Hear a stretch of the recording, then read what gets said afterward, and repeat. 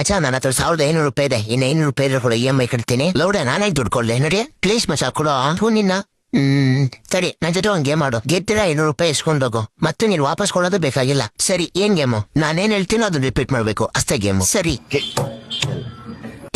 ಏನಾಯಿ ಒಂದು ಬೆಕ್ಕು ಬೆಕ್ಕಿಗೆ ಎಷ್ಟು ಕಾಲು? 4. ಸೋತೆ ನೀನು ಆನ್ಸರ್ ಮಾಡಬಾರ್ದು, ರಿಪೀಟ್ ಮಾಡ್ಬೇಕಷ್ಟೇ. ಮಿಂಡ್ರಿ ಇನ್ನೊಂದ್ಸತಿ ಆಡು. ಇನ್ನೊಂದ್ಸತಿ ಇಲ್ಲ ನೀನ್ ಸೋತದೆ.